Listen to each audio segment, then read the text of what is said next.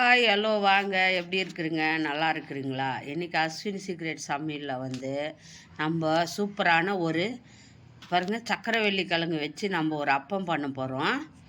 அப்பம் எப்படி செய்கிறதுன்னு பார்க்கலாமா? பாருங்கள், சக்கரவள்ளி கிழங்கு தான் நான் இந்த மாதிரி எடுத்துருக்குறேன். இதை நீங்கள் என்ன பண்ணணுன்னா, மேலே தோல் எடுத்துகிட்டு சின்ன சின்னதாக கட் பண்ணி நம்ம வேக வைக்கணும். இதை சரிங்களா? இது மேலே இருக்கிற தோலை க்ளீனாக எடுத்துடுங்க. இந்த மாதிரி எடுத்துகிட்டு நம்ம கட் பண்ணிக்கலாம். இதை பாருங்கள், எல்லாருக்கும் சக்கரவள்ளி கிழங்கு கிடைக்கும். சக்கரவள்ளி கிழங்குல நீங்கள் அப்பம் போட்டு இருக்க மாட்டீங்க. அந்த டேஸ்டியான அப்பம் எப்படி செய்கிறது நம்ம பார்க்கலாமா? வாங்க, இதை தோலை சீவிட்டு நான் காட்டுறேன். பாருங்கள் தோல் இந்த மாதிரி சீவிக்குங்க. கத்தி எடுத்து நல்லா தோலை மேலே எடுத்துருங்க. பாருங்கள், சக்கரவள்ளி கிழங்கு சூப்பராக இருக்கும். இதில் தான் நம்ம ஸ்வீட் அப்பம் பண்ண போகிறோம். என்ன அப்பம்? ஸ்வீட்டு அப்பம். இந்த தோலை எடுத்தாச்சு. அந்த கிழங்கு நீங்கள் இந்த மாதிரி பாருங்கள், சூப்பராக மேலே எல்லாம் தோல் சீவி நம்ம தனியாக எடுத்து வச்சுக்கலாம். இதை நல்லா கழுவிட்டு நம்ம என்ன பண்ணோம், ஒரு குக்கரில் போட்டு நல்லா அவிச்சிக்கணும். குழன்னு நல்லா வெந்துடணும். நம்ம இதை குக்கரில் கழுவி போட்டு வேக வச்சுக்கலாம். சரிங்களா? வேக வச்சுட்டு இந்த அப்பம் எப்படி பண்ணுறதுன்ட்டு நம்ம பாருங்கள், நம்ம சக்கரவள்ளி கிழங்க நல்லா குக்கரில் கழுவி வேக வச்சுக்கணும். பாருங்கள், நான் வேக வச்சு எடுத்துட்டேன். பாருங்கள், இந்த மாதிரி வெந்துட்டு இருக்கணும் அப்பத்துக்கு. அப்போ தான் நல்லாயிருக்கும். சாப்பிட்டா வெந்துடணும். இந்த தண்ணி எடுத்துடுங்க. இந்த தண்ணி சுத்தமாக நம்ம இது எடுத்துடணும்.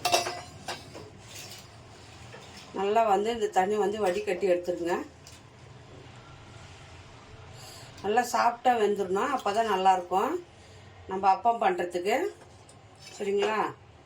இப்போ இதை நம்ம ஒரு பாத்திரத்தில் போட்டுப்போம். பாருங்கள், இந்த மாதிரி போட்டுக்கோங்க.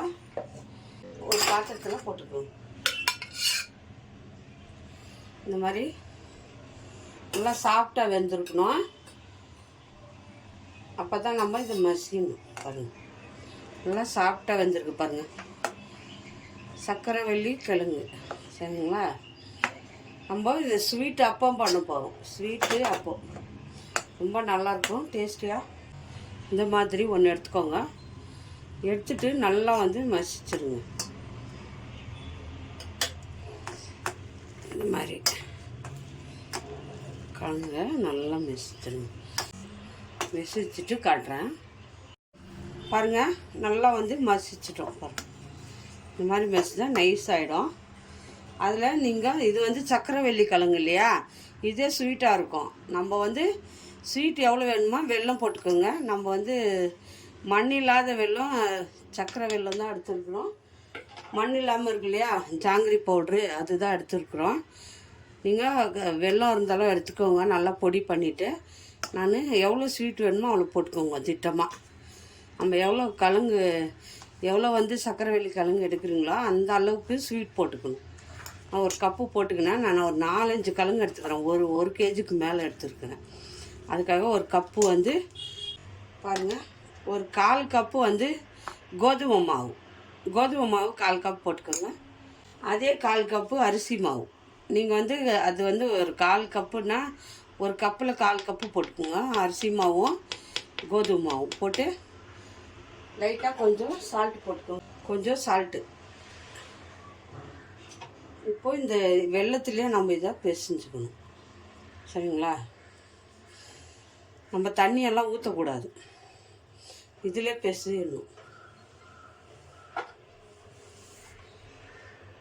கொஞ்சம் கருப்பு எள்ளு இருந்தாலும் சரி, வெள்ளை எள்ளு இருந்தாலும் போதும். பாருங்கள், நான் வெள்ளை எள்ளு எடுத்துக்கிறேன். கருப்பு எள்ளு இருந்தாலும் போட்டுக்கோங்க. இதையும் இதில் போட்டுக்கோங்க. இதில் கொஞ்சம் ஏலக்காய் பொடியும் போட்டுக்கணும். அவ்வளோதாங்க, எல்லாமே நம்ம இதில் நல்லா பிசைஞ்சிக்கோங்க. தண்ணி போடக்கூடாது. சரிங்களா? இதில் தான் பிசைஞ்சிக்கணும். பாருங்கள், இதில் 2 ஸ்பூன் நெய் போட்டுக்கோங்க. நெய் இருந்தாலும் போட்டுக்கோங்க, டால்டா இருந்தாலும் போட்டுக்கோங்க. நெய் கொஞ்சம் ஒரு 2 ஸ்பூன் சாஃப்ட்னஸ் வரும், அப்போ நல்லா டேஸ்டியாக இருக்கும். சரிங்களா? நெய் கொஞ்சம் ஊற்றிக்கோங்க. கொஞ்சம் ஏலக்காய் பொடி போட்டுக்கோங்க. நல்லா பொடியாக போட்டுக்கோங்க, இல்லைன்னா அப்படி நசுக்கி ஏலக்காய், நெய். ஏலக்காய் போட்டால் நல்லா கம்மன்னு இருக்கும். இந்த நெய்யும் போட்டுக்கோங்க. நெய் போட்டால் நல்லா இன்னும் சாஃப்டாக வரும். சாப்பிட்றதுக்கும் நல்லா டேஸ்டியாக இருக்கும். சரிங்களா? டால்டா இருந்தாலும் வெண்ணெய் இருந்தாலும் போட்டுக்கோங்க. நீங்கள் நெய் இல்லைனாலும் எது இருக்கோ அது போட்டுக்கோங்க. நல்லா வந்து இதில் பிசைஞ்சிருங்க. தண்ணி ஒரு ட்ராப்ஸ் தண்ணி கூட நீங்கள் போடக்கூடாது. சரிங்களா? கொஞ்சம் கோதுமை மாவும் அரிசி மாவும் எதுக்கு போடுறாங்கன்னா சாப்பிட்டா நல்லா மேலே வந்து கொஞ்சம் நல்லா வர்றதுக்காக நம்ம கோதுமை மாவையும் கொஞ்சம் அரிசி மாவும் போட்டு பாருங்கள். இந்த மாதிரி பிசைஞ்சுங்க. இப்படி வந்து தண்ணியெல்லாம் போடக்கூடாது. அந்த கழுங்கு வேக வச்சோம் இல்லையா, அந்த கழுங்கை நீங்கள் இதை சின்னதாக இவ்வளோ சைஸ் கூட வேண்டாம், இன்னும் பாருங்கள். இந்த மாதிரி தட்டிட்டு ஊற்றிடுங்க. ஊற்றிட்டு நம்ம நல்லா உள்ளங்கையில் வச்சு இப்படி ப்ரெஸ் பண்ணிக்கணும். சரிங்களா? இந்த மாதிரி ப்ரெஸ் பண்ணி எல்லாத்துலேயும் எடுத்து வச்சுக்கணும். இந்த மாதிரி சின்னதாக தட்டி நம்ம மீடியம் சைஸாக தட்டி ஒரு தட்டில் எடுத்து வச்சுக்கோங்க. இந்த மாதிரி சின்ன உருண்டையாக எடுத்துக்கோங்க. இந்த மாதிரி இப்படி உருண்டையாக எடுத்துக்கோங்க. உருண்டையாக எடுத்து நல்லா 2 கையில் இப்படி 2 கையில் வச்சு நல்லா அப்படி ஊற்றிட்டு இப்படி பண்ணுங்கன்னா போதும். ரொம்ப மெலிசாக இருக்கக்கூடாது, கொஞ்சம் மோட்டாவாக போடுங்க. அதுதான் அப்போ வந்து நல்லா வரும்.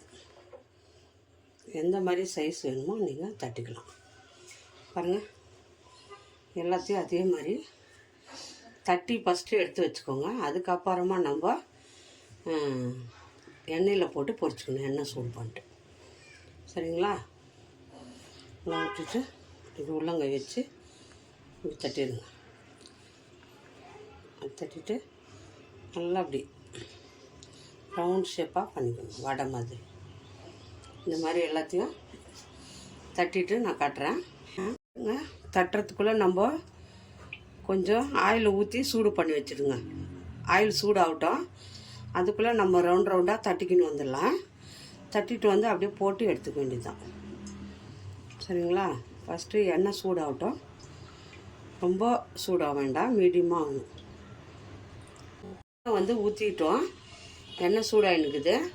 இப்போ எண்ணெயில் வந்து நம்ம பொரிச்சுக்கலாம். பாருங்கள், இந்த மாதிரி தட்டிக்கணும். சரிங்களா? வடை மாதிரி சின்ன உருண்டையாக பண்ணி நம்ம அதை ப்ரெஸ் பண்ணி இந்த மாதிரி சாஃப்டாக பண்ணிக்கணும். சரிங்களா? ரொம்ப நல்லாயிருக்கும் சாப்பிட்றதுக்கு.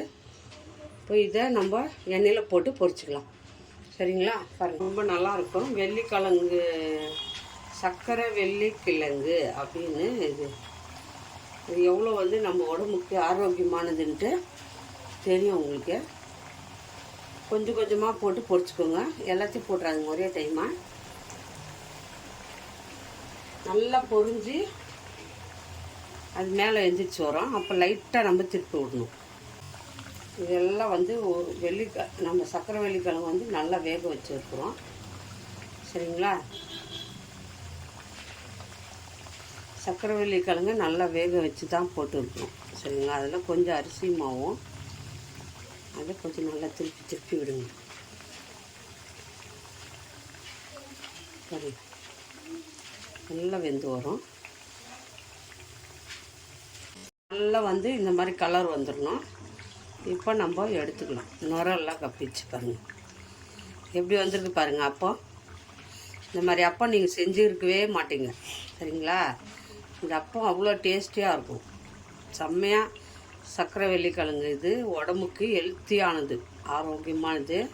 டாக்டர் கூட சொல்லுவாங்க சர்க்கரை வெள்ளிக்கிழங்கு நல்லா சாப்பிடுங்க, உங்களுக்கு வயிற்றில் இருக்கிற ப்ராப்ளம்லாம் சால்வ் ஆகும்ன்ட்டு. ரொம்ப நல்லது. பாருங்கள், இது எவ்வளோ முக்கியம்ன்ட்டு. நம்ம இந்த மாதிரி ஸ்வீட் அப்பம் பண்ணுங்கன்னா தட்டு மொத்தம் காலி ஆகிடும் ஒரே நிமிஷத்தில். சரிங்களா? பாருங்கள், எல்லாத்தையும் நம்ம எடுத்துக்கலாம். பாருங்கள் எவ்வளோ புசுன்னு வந்துக்குது. பாருங்கள், இந்த மாதிரி கொஞ்சமாக நம்ம போட்டு இந்த மாதிரி மெதுவாக அழகாக திருப்பி விடுங்க. அது பாருங்கள் அப்பா மாதிரி பொங்குது. குண்டு குண்டாக வருது. சரிங்களா? அதனால் சாப்பிட்டா மெதுவாக நம்ம இதை மீடியமாக வச்சு வேக வச்சுக்கணும். அது இல்லாத ரொம்ப கலர் வர்றதுக்கு விடாதுங்க. லைட்டாக திருப்பி திருப்பி போட்டிங்கன்னா கலர் கரெக்டாக வரும். அப்போ தான் வேகும். சரிங்களா? செம்மையாக வரும். நல்லா டேஸ்டியாகவும் இருக்கும். சரிங்களா? எவ்வளோ உப்பி இருக்குது பாருங்கள். இப்போ எடுத்துக்கலாம். அப்போ இந்த கலர் வந்தால் போதும். இந்த கலர் வந்தால் எடுத்துக்கோங்க. பாருங்கள், எல்லாம் சுட்டாச்சு. நான் 1 கேஜி சர்க்கரை வெள்ளிக்கிழங்கு போட்டுருக்குறேன். 1 கேஜிக்கு எவ்வளோ வந்திருக்குது பாருங்கள். நிறையா இருக்குது. சூப்பராக இருக்கும் டேஸ்ட்டு. எப்படி வந்துச்சுன்னு பார்க்கலாமா நம்ம? பாருங்கள், நல்லா சாப்பிட்டா உள்ளே வந்து அப்படியே சாப்பிட்டா இருக்குது. பாதுஷா மாதிரி இருக்குதுங்க. நம்ம பாதுஷா சாப்பிடுவோம்ல கடையில் ஸ்வீட்டு, இந்த மாதிரி சாப்பிட்டா இருக்குது. உள்ள மேலே வந்து மொறுமொறுன்னு இருக்குது பாருங்கள். பாதுஷா மாதிரி இருக்குதுங்க. நம்ம சக்கரவள்ளி கிழங்குல பாதுஷா மாதிரி செய்யலாம். சும்மா செம்ம டேஸ்ட்டாக. இந்த ஸ்நாக்ஸு ஒன்று கூட மிஞ்சாதுங்க. எல்லோரும் சாப்பிட்ருவாங்க. ரொம்ப நல்லா இருக்குது டேஸ்டியாக. இன்றைக்கி இப்போவே செஞ்சு பாருங்கள். ரொம்ப ஈஸி. கஷ்டமான வேலை எதுவுமே இல்லை.